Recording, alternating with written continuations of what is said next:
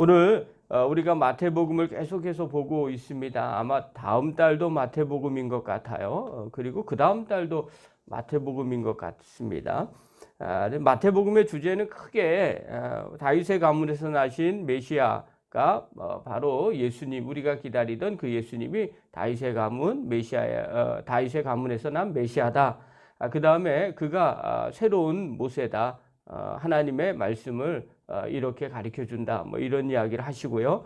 그 다음에 그는 우리와 함께 하시는 하나님이시다. 그래서 임마누엘의 하나님이라는 이야기를 하고요. 앞에서도 얘기하지만 맨 마지막에도 28장에 보면 주님이 우리와 늘 함께 하실 것이다. 제자들에게 당부하면서 그렇게 이야기를 하고 있어요.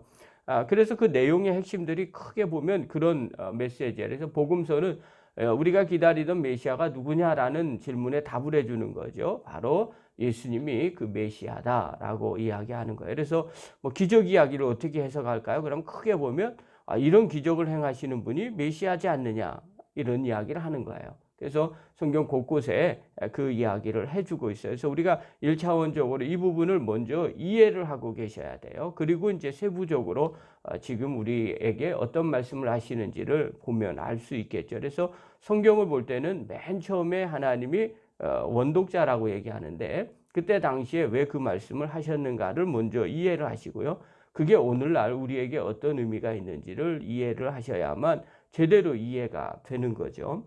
특별히 산상수훈에서는 지금 우리가 보고 있는 이 본문은 산상수훈이에요. 5장부터 7장까지가 산상수훈인데 산상수훈에는 모세가 시내산에서 이스라엘 백성들에게 하나님께서 율법을 가르쳐 주신 것을 모세가 백성들에게 전해 주는 것처럼 산에서 말씀을 전하시는 예수님을 기록을 하고 있어요. 그렇게 모세가 이스라엘 백성들에게 하나님 말씀을 전해줬던 것처럼 그리고 우리가 구원받은 백성으로 산 것처럼 예수님께서 새로운 말씀을 또 하나님 나라 백성이라면 새롭게 돌아야 할 하나님 나라 백성이라면 이렇게 살아야 한다라는 그런 복음을 가르쳐 주고 있는 거죠. 그래서 그걸 오버랩하면서 우리가 좀 볼 필요가 있는 거죠. 자, 오늘 본문은요 크게 두 부분으로 나눕니다. 16절부터 18절에 보면 금식에 대한 새로운 가르침을 이야기를 하세요. 자, 새로운 가르침이라는 건 전제가 하나 있어요. 이전의 가르침이 있어요. 이전에 그들이 알고 있는 것이 있는데 그것에 안에서 그것이 아니라 정말 새로운 것, 정말 새로운 나라는 이런 거다. 그러면서 가르쳐 주는 거죠. 이것이 율법을 폐하러 온 것이 아니라 율법을 완성하러 왔다라는 표현이에요. 그래서 율법의 완성은 해석을 정확하게 해주겠다. 이런 의미를 이야기하는 거예요. 그 다음에 19절부터 24절에는 재물에 대한 새로운 가르침을 이야기를 해주고 있어요. 자, 구체적으로 봅시다. 16절 보십시오. 금식을 이렇게 이야기해요. 읽겠습니다. 시작. 금식할 때 너희는 외식하는 자들과 같이 슬픈 기색을 보이지 말라. 그들은 금식하는 것을 사람에게 보이려고 얼굴을 흉하게 하느니라. 내가 진실로 너희에게 이르노니 그들은 자기 상을 이미 받았느니라. 자, 유대인들이 보통 금식을 할 때 어떻게 하느냐? 슬픈 기색을 띠면서 금식을 했다는 거예요. 이때 당시에는요. 그게 금식이었어요. 자, 유대인들이 금식을 할 때가 언제였느냐? 크게 5번의 금식이 있었어요. 첫 번째가 뭐냐면 우리가 다 아는 7월 10일 날 대속죄일이라고 있어요. 그날에는 모든 백성들이 금식을 합니다. 그 다음에 또 있는데 4월 17일 날이 있었어요. 그날은 예루살렘 성벽이 파괴되어서 비극이 시작된 것을 기억하면서 금식하는 날이에요. 그래서 유대인들에게 있어서 4월 17일은 예루살렘 성벽이 파괴되는 걸 보면서 슬프면서 금식하는 그 날이 하나 있고요. 그 다음에 5월 9일 날은 예루살렘 성전이 파괴됐어요. 그래서 그것 때문에 슬퍼하면서 금식하는 날이에요. 그 다음에 7월 3일 날 그달랴의 암살을 기억하며 금식하는 날이에요. 그 다음에 10월 10일은 느부갓네살에 의해서 예루살렘이 포위된 것을 기억하면서 금식하는 날이에요. 그러니까 우리는 금식하는 날 따로 잘 이해를 못하죠. 구약에 보면 율법에 보면 대속죄일에는 금식하는 게 있어요. 그러나 나머지들은 유대인들에게 있어서 유대인들이 좀 기억을 하면서 다시는 그런 일을 겪지 않아야 되겠다 하는 그런 날이에요. 그래서 그런 것들을 총 1년에 최소한 5번은 금식을 하게 돼 있어요. 각각 그날에 재앙이 임한 것, 그리고 고난을 겪은 것, 그것을 기억하면서 회개하면서 금식하는 거죠.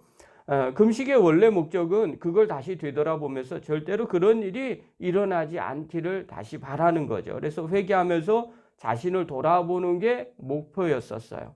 그런데 사람들이 거기에다가 조금씩 더 금식을 하기 시작을 했어요. 심지어는 일주일에 한 번씩 금식하는 사람들이 생겨났어요. 그런데 문제는 뭐냐면 이 금식하는 것을 계속해서 슬퍼하면서 한마디로 말하면 사람들에게 이렇게 다 티를 내면서 금식하는 일들이 생겼어요. 또 그것이 믿음이 좋은 사람이라고 많은 사람들이 생각을 했어요. 이게 예수님 당시에 금식하는 모습이에요. 사실 금식이라는 것은요, 우리가 슬퍼하는 이 행위, 우리의 마음을 가지고 하나님 앞에서 이거 정말 잘못했습니다 하고 회개하는 그 마음을 보고 하나님께서 은혜를 베풀어 주시는 건데, 오히려 그들은 그걸 통해서 사람들에게 나는 금식하는 사람이야, 나는 이런 사람이야 라는 것을 오히려 자랑하는 계기로 삼았었어요. 그래서 나중에는 열심을 내는데 서로들 경쟁하듯이 열심을 내는 경우가 생겼어요. 어떤 사람은 시장에까지 가서 자기가 금식하는 사람이라는 표시를 냈던 것이 예수님 당시에 금식하는 사람들의 모습이었어요. 그러니까 예수님이 이야기를 하는 거죠. 여러분, 하나님 나라 백성이 되려면 그런 금식을 해서는 안 됩니다. 이렇게 해야 됩니다. 그러면서 17절과 18절을 이야기합니다. 우리 한번 읽겠습니다. 시작. 얼굴을 씻으라. 이는 금식하는 자로 사람에게 보이지 않고 오직 은밀한 중에 계신 내 아버지께 보이게 하려 함이라. 은밀한 중에 보시는 내 아버지께서 갚으시리라. 자, 여기에 핵심이 뭐예요? 은밀한 중에 보시는 내 하나님. 그러니까 머리에 기름 바른다는 것은요, 이때 당시에 머리에 기름 바른다는 것은 축제 때나 아니면 잔칫날 하는 행동들입니다. 그러니까 잔칫날 하는 그런 옷치장을 입고 금식을 하고 있어요. 그러면 사람들이 전혀 알아볼 수가 없게 되는 거죠. 한마디로 말하면 금식하는 것 자체를 사람들에게 보이지 않게 해라. 사람들 모르게 금식을 하라는 거예요. 원래 금식의 원래 의미를 정의를 해주는 거죠. 우리의 마음에 회개하는 그 모습을 보고 하나님이 은혜를 베풀어 주시는 것이 금식이라는 거죠. 그래서 다시 그것으로 돌아가라는 겁니다. 그래서 사람들은 잘 몰라요, 내가 금식하는 것을. 그러나 누구는 압니까? 은밀하게 보시는 하나님은 다 알고 계신다는 거예요. 그러니 이제 하나님 앞에 서 있는 자세가 하나님 나라 백성의 자세로 서 있으라는 거예요. 사람에게 잘 보이지 말고 하나님 앞에 잘 보이게 은밀하게 행하라는 거죠. 여러분, 우리가 신앙생활할 때 이것은요, 금식만의 문제가 아니에요. 모든 것들 내용 안에서도 이런 부분들이 꼭 들어가 있어요. 우리가 사람에게 잘 보이려고 하는 건지 아니면 정말 하나님 앞에 잘 보이려고 하는 건지는요, 자기 자신만이 압니다. 그래서 늘 우리가 마음을 확인하셔야 됩니다. 내가 이것이 사람에게 잘 보이려고 하는 건지 아니면 하나님 앞에 보이려고 또 하나님만 바라보고 하고 있는 건지를 늘 점검할 줄 알아야 됩니다. 또 19절에서부터는요, 재물에 대한 이야기를 이야기해 줘요. 재물을 새롭게 보라는 거죠. 19절부터 21절 우리 한번 읽겠습니다. 시작. 너희를 위하여 보물을 땅에 쌓아두지 말라. 거기는 종과 동록이 해하며 도둑이 구멍을 뚫고 도둑질하느니라. 오직 너희를 위하여 보물을 하늘에 쌓아두라. 거기는 좀이나 동록이 해하지 못하며 도둑이 구멍을 뚫지도 못하고 도둑질도 못하느니라. 내 보물이 있는 그곳에는 내 마음도 있느니라. 자, 보물을 땅에 쌓아두지 말라는 거예요. 하늘에 쌓아두라는 거예요. 자, 그러면 쌓아둔다는 의미가 뭘까? 우리가 알고 있잖아요. 은행에다가 예적금 넣는 게 쌓아두는 게 아니에요. 유대인들에게 있어서 보물을 하늘에 쌓아둔다는 것은 어떤 뜻이냐면 구제에 관련된 일이에요. 그러니까 가난한 자들, 그러니까 돈이 많은 자들에게 주거나 권세가 많은 자들에게 주는 걸 뭐 뇌물이라고 이야기하잖아요. 왜 권세 많은 사람들에게 뭘 갖다 줍니까? 라고 이야기하면 전제 조건이 하나 있어요. 그들에게서 무엇인가를 내가 얻기 때문에 그런 거예요. 그래서 주는 게 있으면 받는 게 있기 때문에 그렇게 하는 거죠. 그러나 이 구제라는 것은 어떤 의미가 있냐면 가난한 자에게 구제를 해요. 가난한 자에게 구제를 하면 그들에게 뭘 얻기 위해서 구제하는 게 아니라는 거예요. 자, 그러면 누가 이걸 갚아주느냐? 갚을 수 없잖아요, 사람이. 그러니까 하나님께서 갚아주십니다. 그래서 유대인들에게 있어서는요, 이 구제가 아주 중요해요. 지난번에도 성지순례 한번 갔는데 시장 옆에 전봇대 옆에 이렇게 통 같은 게 있어요. 나중에 알고 보니까 그게 구제 헌금함이에요. 그래서 사람들이 그냥 길을 가다가 거기다가 놓는 거예요. 그러면 그것을 거두어다가 이제 가난한 자들에게 주는 거죠. 그러니까 이들의 생각은 이렇게 하면 하나님께서 갚아 주신다고 믿었어요. 실제로 하나님께서 구약에도 그렇게 말씀하셨거든요. 가난한 자들을 위해서 해라. 그러면 내가 반드시 갚아 주겠다는 거예요. 자, 그러면 하늘에 쌓아둔다는 건 무슨 의미가 있을까요? 이것을 행하라는 거죠. 하나님 앞에 갚을 수 있게끔. 그러니까 구제를 하라는 거예요. 자, 그런데 이 구제를 어떻게 할 수 있느냐? 누가 할 수 있느냐? 22절과 23절 한번 보십시오. 22절, 23절 읽겠습니다. 시작.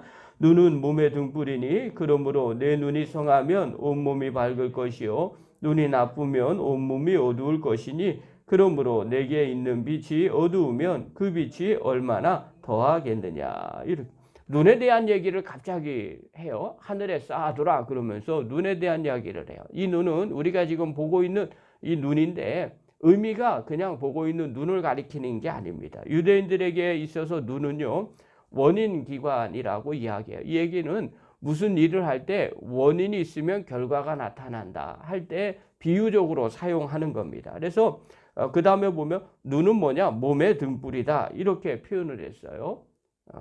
그래서 눈이 성하면 온몸이 성할 것이요 라고 얘기할 때 유대인들은 눈이 성한다라는 것은 이 의미가 뭐냐면 욕심이 없으면 이런 뜻이에요. 그래서 욕심이 없으면 온몸이 밝을 것이요 라고 얘기하는 건 온 인생이 행복할 것이다. 이런 격언 비슷한 거죠. 그래서 이 눈은요, 우리가 보고 있는 이 눈을 의미하는 게 아니라 이런 뜻이에요. 욕심이 없으면 온 인생이 행복할 것이다. 대신 눈이 나쁘면이라는 건 뭐예요? 욕심이 있으면. 그 다음에 온 몸이 어두울 것이라는 것은 욕심 많은 인생은 힘들어질 것이다. 이런 뜻이에요. 자, 그러니까 이 말의 핵심은 뭐예요? 하늘에 쌓아둬라. 그렇게 이야기를 하면서 눈에 대한 이야기를 하니까 하늘에 쌓아두지 못하는 사람들은 누구냐? 욕심 많은 사람들이다. 그러니까 이 세상에서 욕심 부리지 말고 보물을 하늘에 쌓아두는 일을 열심히 해라. 구제하는 일을 열심히 하라. 그러면 하나님께서 갚아 주실 것이다. 그러니까 이 재물의 궁극적인 목표를 얘기해 주는 거예요. 이 재물을 어떻게 생각하느냐? 이 땅에 쌓아둘 생각만 하지 말고 좀 욕심 부리지 말고 하나님 앞에 쌓아두고 또 구제하면서 하나님이 갚으시는 것들을 봤으면 좋겠다. 이것이 하나님 나라 백성이 사용하는 재물관이라는 거예요. 자, 그러면서 하나님 나라가 목표가 된다면, 욕심이 없다면 그 사람의 마음이 어떨 것인가? 마지막 결론을 하나 내려줘요. 24절 한번 보십시오. 읽겠습니다. 시작. 한 사람이 두 주인을 섬기지 못할 것이니 혹이를 미워하고 저를 사랑하거나 혹이를 중히 여기고 저를 경히 여김이라. 너희가 하나님과 재물을 겸하여 섬기지 못하느니라. 유대인들은요, 항상 두 가지를 이야기해 세상을 둘로 나누어서 보았어요. 그래서 어두움과 빛, 오른쪽, 왼쪽, 그 다음에 하나님 나라, 세상, 뭐 이런 식으로 해석을 했어요. 왜 이렇게 얘기를 했느냐? 유대인들에게 있어서는요, 마음이 정말 중요했기 때문에 그래요. 어느 하나를 선택을 하면 다른 것을 선택할 수 없다고 믿었어요. 그래서 예수님은요, 이 마음의 문제를 다루시는 거예요. 우리 마음에 하나님을 섬기는 마음이 있느냐, 아니면 재물을 섬기는 마음이 있느냐, 둘 다는 있을 수가 없다는 거예요. 어느 하나가 내 마음을 지배하고 사로잡게 된다는 거예요. 마음은 딱 하나밖에 들어갈 수 없다는 거예요. 그러니 욕심 부리지 말고 재물을 하늘에 쌓아두는 성도 그걸 가져라. 네 마음에 하나님 중심을 갖는다면 당연히 욕심도 부리지 않게 되고 그리고 그 재물을 구제하는데 또 가난한 자들에게 또 하나님 나라를 위해서 사용할 수 있게 된다. 이것이 하나님 나라 백성의 의미다. 자, 그렇다면 왜 이렇게 이야기를 하실까요? 지금 이스라엘 백성들이 재물을 그렇게 생각하지 않고 있다는 거예요. 이 땅에 쌓아두는 거에 관심이 많았어요. 실제로 예수님 당시에 부자들은 어떤 의미를 가졌냐면요. 이 땅에서 부자가 됐다는 자체, 결과론적으로 얘기하는 거예요. 그가 어떤 삶을 사는지는 두 번째 문제예요. 일단 부자가 됐다면 하나님께 복을 받은 사람이라고 믿었어요. 그래서 이 땅에 재물을 많이 갖고 있는 것이 부자, 그 다음에 복받은 증거라고 믿으니까 하늘에 쌓아두기보다는요, 이 땅에 재물을 쌓아두는 사람들이 많아졌기 때문에 그래요. 그래서 하나님 나라 백성이라면 그렇게 생각하지 않고 반대로 생각해야 된다. 하나님 나라에 관심을 가져야 된다. 그것이 내 마음의 우선순위로 둬야 된다는 거예요. 자, 그렇다면 오늘 본문을 통해서 깨달아야 될 게 뭡니까? 첫 번째, 사람에게 보이는 행동을 하지 않았으면 좋겠다는 거예요. 우리가 늘 마음에 점검하십시오. 금식은 내색하지 않고 은밀하게 보시는 하나님께서 다 보고 계세요. 우리가 신앙생활 할 때도 마찬가지예요. 어떤 일을 할 때 항상 먼저 하시면 돼요. 그러면 문제될 게 하나도 없어요. 제가 이번 코로나로 인해서 교계도 많이 어렵잖아요. 교회도요. 어디까지가 어려운지도 또 잘 확인하셔야 돼요. 근데 간혹가다 이제 목사님들도 그러시거든요. 간혹가다 막 어려운 사람 도와야 되고 어떻게 해야 되고 저래 막 이런 얘기를 막 해요. 그런데 구체적으로 어디까지가 또 누군가가 어려운 건지를 얘기는 안 하세요. 그냥 그것만 얘기해요. 근데 또 한편 아쉬운 게 뭐냐면 본인들이 먼저 열심히 하시고 그런 이야기를 하면 설득력이 있어요. 많은 사람들이 그렇게 해야 되겠다 생각하는데 정작 본인들은 그렇게 안 해요. 그러고 자꾸 남한테 얘기하는 거죠. 뭐 교단이 문제고 큰 교회들이 문제고 뭐 이런 얘기예요. 근데 제가 보기에는 다 어렵고 다 힘들어요. 전부 다들 각자의 속사정이 있거든요. 중요한 건 내가 먼저 열심히 하면 돼요. 그러다 마음 맞는 그런 사람들에게 계속해서 자기가 하고 있는 것들을 옆에서 얘기하다 보면 더 많은 사람들이 공감을 얻지 않을까 그런 생각들을 하게 돼요. 우리가 자꾸 사람에게 보이려고 그런 말하고 있지 않은가 좀 마음이 좀 불편하기도 하더라고요. 그러니까 우리가 신앙생활 할 때 항상 사람에게 보이는 것이 아니라 하나님 앞에 보이는 신앙생활 하는 저와 여러분 되기를 바랍니다. 또 하나 두 번째 마음을 항상 하나님께 최우선으로 두시기를 바랍니다. 우리 마음은 되게 간사해요. 왜냐하면 육신을 갖고 있기 때문에 이 땅에서 어쩔 수 없이 살고 있거든요. 그래서 나도 모르게 이 땅의 것이 더 중요하다고 생각할 때가 간혹 있어요. 그때마다 우리가 늘 이 말씀을 점검하셔야 돼요. 두 주인을 섬길 수 없다는 말은 분명합니다. 그래서 늘 내 마음이 누가 내 마음을 지배하고 있는가 또 내가 어디로 향하고 있는가는 매일매일 좀 점검해 볼 필요가 있죠. 그래서 하나님께 마음을 최선을 다해서 두는 믿음의 종들이 되기를 간절히 축원합니다. 기도하겠습니다.